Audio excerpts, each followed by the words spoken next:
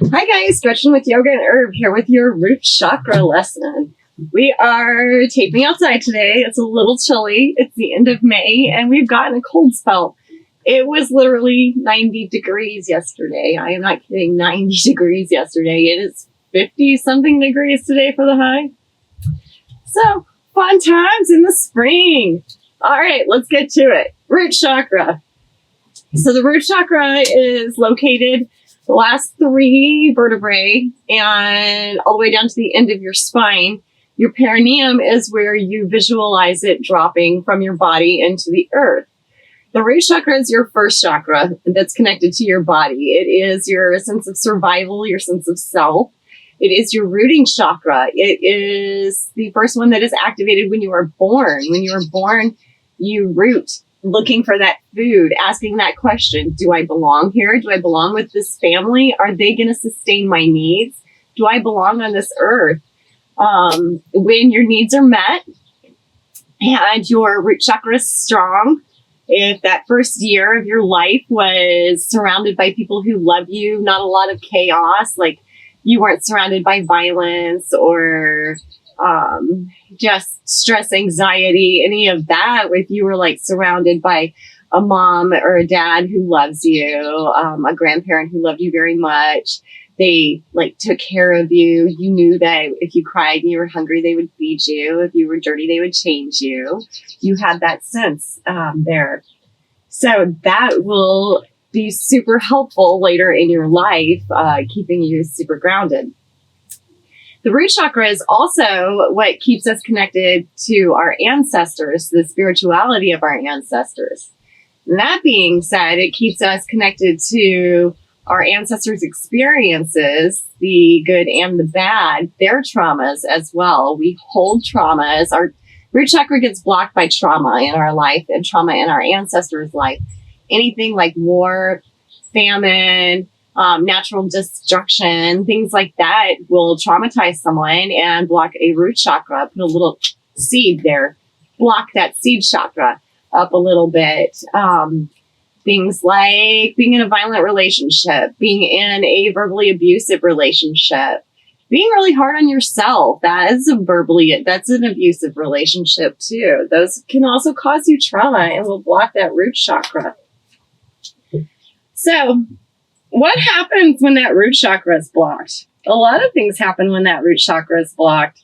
You become low. You have lower self-esteem. You're numb.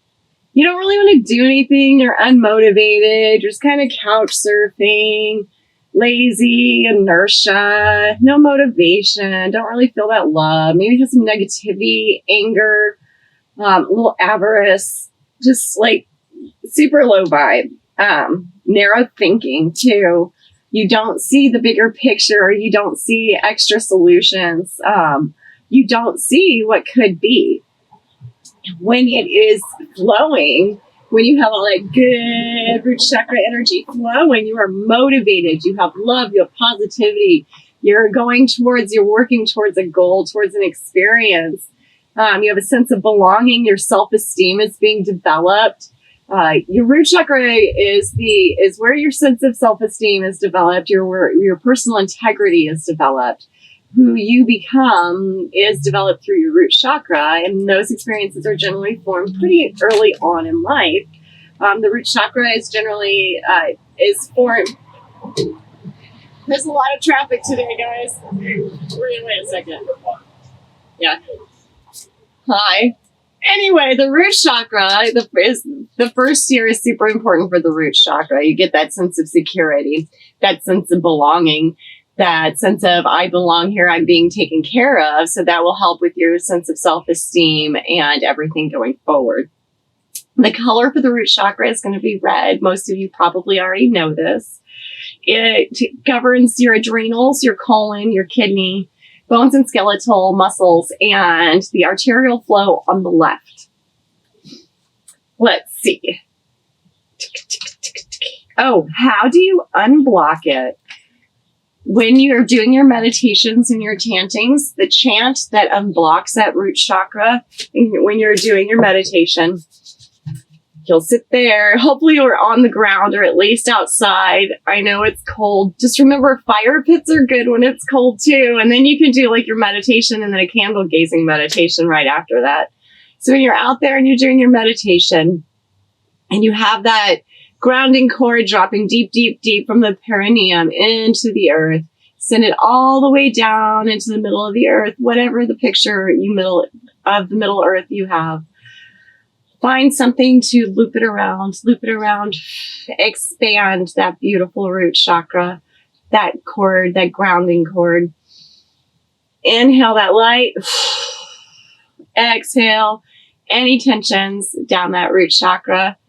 And when you inhale and exhale up and down through that root chakra as well, it's going to work like a cycle. You're pulling out that beautiful healing energy and you're exhaling any tensions and energies that no longer serve you. You're releasing some of that blockage. Now, if you want to go further and release that blockage a little faster, the chant that you'll do is LAM. L-A-M. LAM. And it will be super helpful to have your hands down so the rest of your grounding cords are facing the way that they need to be facing to work on your root chakra. As your grounding cord is in the earth, you're chanting LAM. Your hands are facing palms down. Your spine is as straight as it can. You're picturing this beautiful red light circulating up and down from the earth, getting rid of these energies that no longer serve you, that black and gray ickiness. Just let it all go. And you get that beautiful red gooshy light up through you and that energy going through you. And you're chanting, LAM.